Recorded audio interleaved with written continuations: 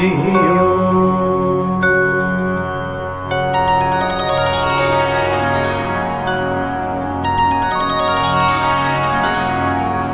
श्रीशं कमलपत्राक्षं देवकीनन्दनं हरिं सुतसम्प्राप्तये कृष्णं नमामि मधुसूदनं। नमाम्यहं वासुदेवं सुतसम्प्राप्तये हरिं यशोदाङ्कगतं बालं गोपालं नन्दनन्दनम्। अस्माकं पुत्रलाभाय गोविन्दं मुनिवन्दितम्। नमाम्यहं वासुदेवं देवकीनन्दनं सदा। गोपालं डिम्भकं वन्दे कमलापतिमच्युतम्। पुत्रसम्प्राप्तये कृष्णं नमामि यदुपुङ्गवम्। पुत्रकामेष्टिफलदं कञ्जाक्षं कमलापतिं। देवकीनन्दनं वन्दे सुतसम्प्राप्तये मम।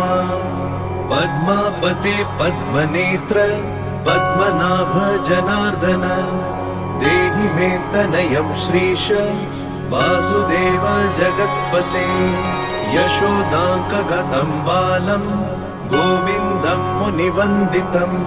अस्माकं पुत्रलाभाय नमामि श्रीशमच्युतम्। श्रीपते देवदेवेश दीनार्तिहरणाच्युत। गोविन्द मे सुतं देहि नमामि त्वां जनार्दन। भक्तकामद गोविन्द भक्तं रक्ष शुभप्रद। देहि मे तनयं कृष्ण रुक्मिणी वल्लभ प्रभो। रुक्मिणीनाथ सर्वेश देहि मे तनयं सदा। भक्तमन्दार पद्माक्ष त्वामहं शरणं गतः। देवकी सुत गोविन्द वासुदेव जगत्पते। देहि मे तनयं कृष्ण त्वामहं शरणं गतः। वासुदेव जगद्वन्दय श्रीपते पुरुषोत्तम। देहि मे तनयं कृष्ण त्वामहं शरणं गतः। कञ्जाक्ष कमलानाथ परकारुणिकोत्तम। देहि मे तनयं कृष्ण त्वामहं शरणं गतः। लक्ष्मीपते पद्मनाभ मुकुन्द मुनिवन्दित। देहि मे तनयं कृष्ण त्वामहं शरणं गतः। कार्यकारणरूपाय वासुदेवाय ते सदा। नमामि पुत्रलाभार्थं सुखदाय बुधाय ते। राजीवनेत्र श्रीराम रावणारे हरे कवे। तुभ्यं नमामि देवेश तनयं देहि मे हरे। अस्माकं पुत्रलाभाय भजामि त्वां जगत्पते। देहि मे तनयं कृष्ण वासुदेव रमापते। श्रीमानिनी मानचोर गोपी वस्त्रापहारक। देहि मे तनयं कृष्ण वासुदेव जगत्पते। अस्माकं पुत्रसम्प्राप्तिं कुरुष्व यदुनन्दन। रमापते वासुदेव मुकुन्द मुनिवन्दित। वासुदेव सुतं देहि तनयं देहि माधव। पुत्रं मे देहि श्रीकृष्ण वत्सं देहि महाप्रभु। डिम्भकं देहि श्रीकृष्ण आत्मजं देहि राघव। भक्तमन्दार मे देहि तनयं नन्दनन्दन। नन्दनं देहि मे कृष्ण वासुदेव जगत्पते। कमलानाथ गोविन्द मुकुन्द मुनिवन्दित। अन्यथा शरणं नास्ति त्वमेव शरणं मम। सुतं देहि श्रियं देहि श्रियं पुत्रं प्रदेहि मे। यशोदास्तन्यपानज्ञं पिबन्तं यदुनन्दनम्। वन्देऽहं पुत्रलाभार्थं कपिलाक्षं हरिं सदा। नन्दनन्दन देवेश नन्दनं देहि मे प्रभो रमापते वासुदेव श्रियं पुत्रं जगत्पते पुत्रं श्रियं पुत्रं मे देहि माधव अस्माकं दीनवाक्यस्य अवधारय श्रीपते गोपालडिम्ब गोविन्द वासुदेव रमापते अस्माकं डिम्भकं देहि श्रियं देहि जगत्पते मद्वाञ्छितफलं देहि देवकी नन्दनाच्युत मम पुत्रार्थितं धन्यं कुरुष्व यदुनन्दन याचेऽहं त्वां श्रियं पुत्रं देहि मे पुत्रसम्पदं भक्तचिन्तामणे राम कल्पवृक्ष महाप्रभो आत्मजं नन्दनं पुत्रं कुमारं डिम्भकं सुतम् अर्भकं तनयं देहि सदा मे रघुनन्दन वन्दे सन्तानगोपालं माधवं भक्तकामदम् अस्माकं पुत्रसम्प्राप्त्यै सदा गोविन्दच्युतम् ओङ्कारयुक्तं गोपालं श्रीयुक्तं यदुनन्दनं कलियुक्तं देवकीपुत्रं नमामि यदुनायकम् वासुदेव मुकुन्देश गोविन्द माधवाच्युत देहि मे तनयं कृष्ण रमानाथ महाप्रभो राजीवनेत्र गोविन्द कपिलाक्ष हरे प्रभो समस्त काम्य वरद देहि मे तनयं सदा अब्ज पद्मनिभं पद्म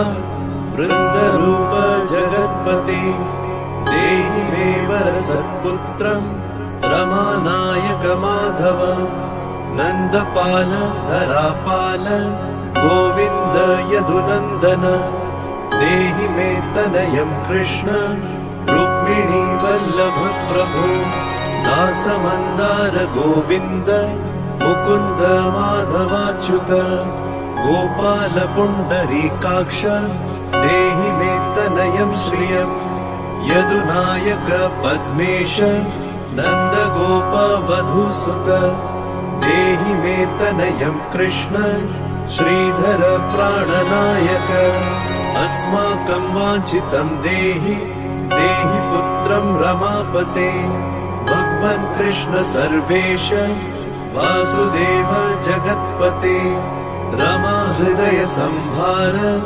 सत्यभामा मनः प्रिय देहि मे तनयं कृष्ण रुक्मिणी वल्लभ प्रभो चन्द्र सूर्याक्ष गोविन्द पुण्डरीकाक्ष माधव अस्माकं भाग्यसत्पुत्रं देहि देव जगत्पते कारुण्यरूप पद्माक्ष पद्मनाभ समर्चित देहि मे तनयं कृष्ण देवकी नन्दनन्दन देवकी सुत श्रीनाथ वासुदेव जगत्पते समस्त काम फलद देहि मे तनयं सदा भक्तमन्दार गम्भीर शङ्कराच्युत माधव देहि मे तनयं गोप बालवत्सल श्रीपते श्रीपते वासुदेवेश देवकी प्रियनन्दन भक्तमन्दार मे देहि तनयं जगतां प्रभो जगन्नाथ रमानाथ भूमिनाथ दयानिधे वासुदेवेश सर्वेश देहि मे तनयं प्रभो श्रीनाथ कमलपत्राक्ष वासुदेव जगत्पते देहि मे तनयं कृष्ण त्वामहं शरणं गतः दासमन्दार गोविन्द भक्तचिन्तामणे प्रभो देहि मे तनयं कृष्ण त्वामहं शरणं गतः गोविन्द पुण्डरीकाक्ष रमानाथ महाप्रभो देहि मे तनयं कृष्ण त्वामहं शरणं गतः श्रीनाथ कमलपत्राक्ष गोविन्द मधुसूदन मत्पुत्रफलसिद्धयर्थं भजामि त्वां जनार्दन। स्तन्यं पिबन्तं जननीमुखाम्बुजम् विलोक्य मन्दस्मितमोज्ज्वलाङ्गम् स्पृशन्तमन्यस्तनम् अङ्गुलीभिर्वन्दे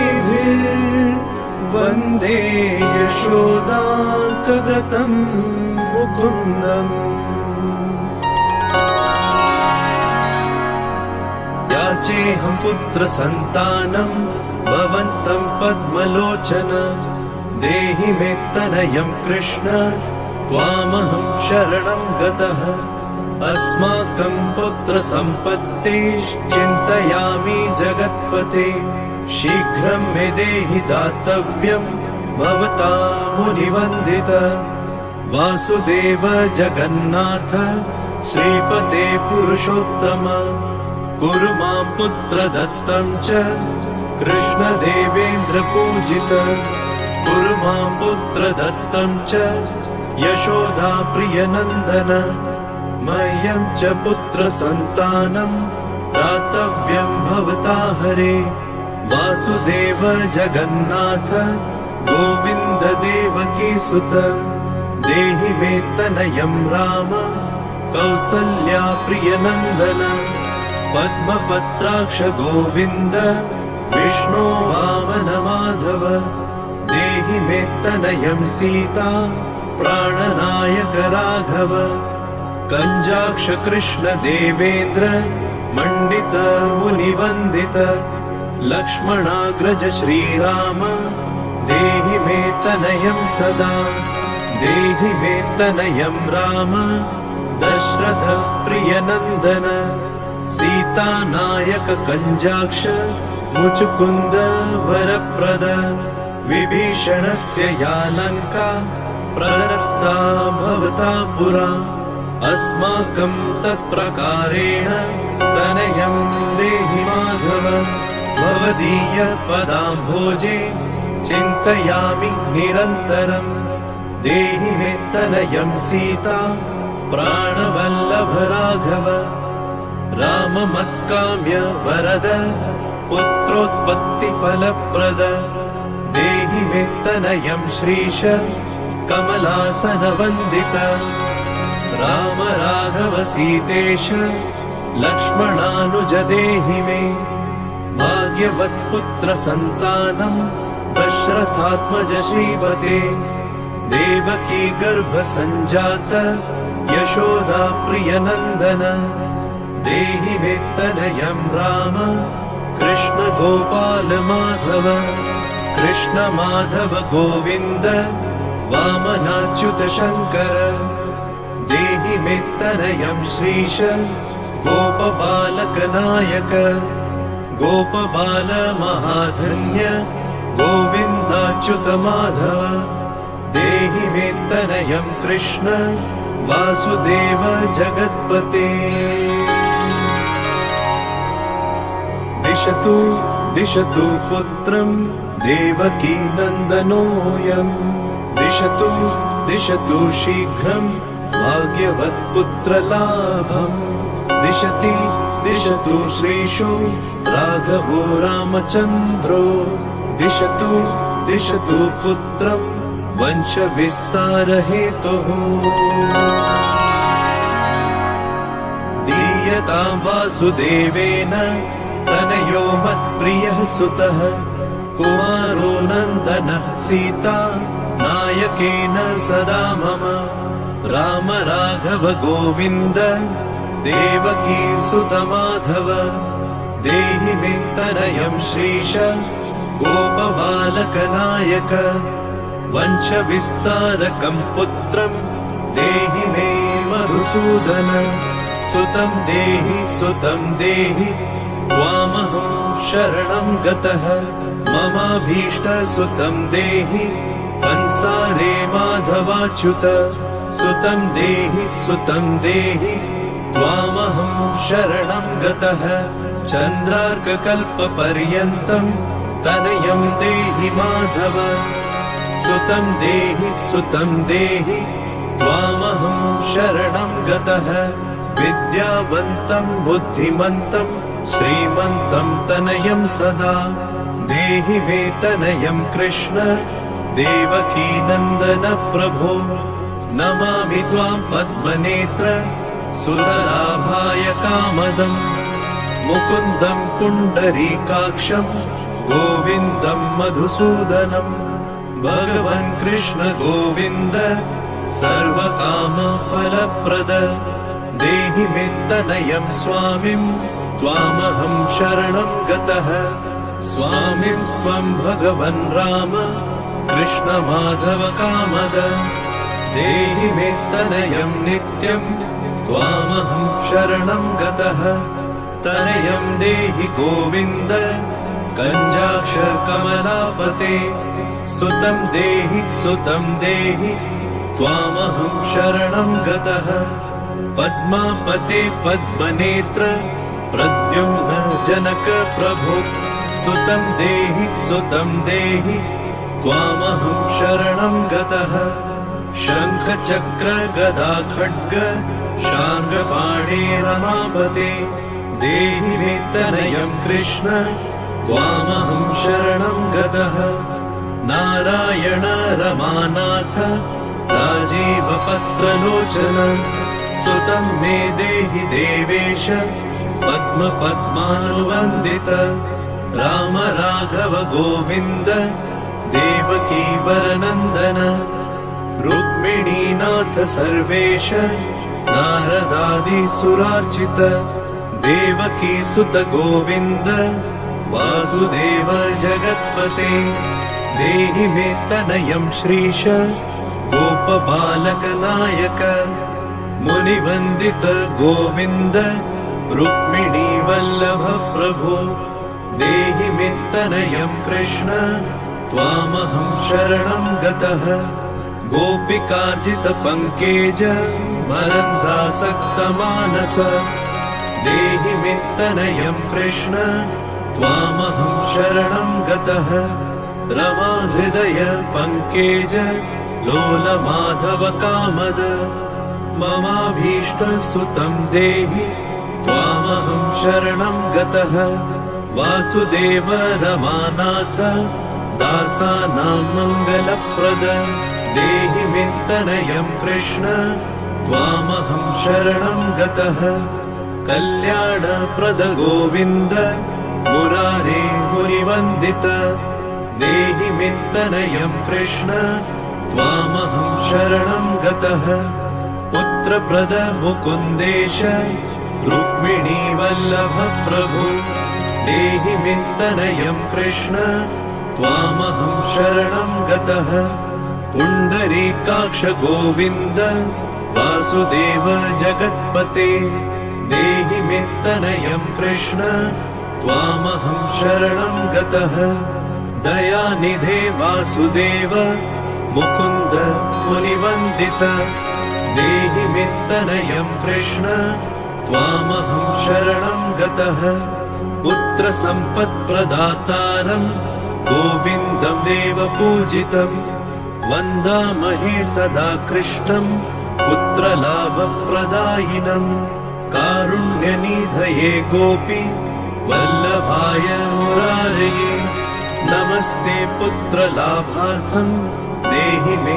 तनयं विभो नमस्तस्मै रमेशाय रुक्मिणी वल्लभाय ते देहि मे तनयं श्रीश गोपबालकनायक नमस्ते वासुदेवाय नित्यश्रीकामुकाय च पुत्रदाय च सर्पेन्द्र शायिने रङ्गशायिने रङ्गशायिन् रमानाथ मङ्गलप्रद माधव देहि मे तनयं श्रीश गोपबालकनायक दासस्य मे सुतं देहि दीनमन्दार राघव सुतं देहि पुत्रं देहि रमापते यशोदातनयाभीष्ट पुत्रदान रतः सदा देहि मे तनयं कृष्ण त्वामहं शरणं गतः मदिष्टदेव गोविन्द वासुदेव जनार्दन देहि वित्तनयं कृष्ण त्वामहं शरणं गतः नीतिमान् धनवान् पुत्रो विद्यावांश्च प्रजायते भगवत्स्त्वत्कृपायाश्च वासुदेवेन्द्र पूजित यः पठेत् पुत्रशतकम् सोऽपि सत्पुत्रवान् भवेत् श्रीवासुदेव कथितम् स्तोत्ररत्नं सुखाय च जपकाले पठेन्नित्यम् पुत्रलाभं धनं श्रियम् ऐश्वर्यं राजसम्मानं सद्यो याति न संशयः इति सन्तानगोपालस्तोत्रम् सम्पूर्णम्।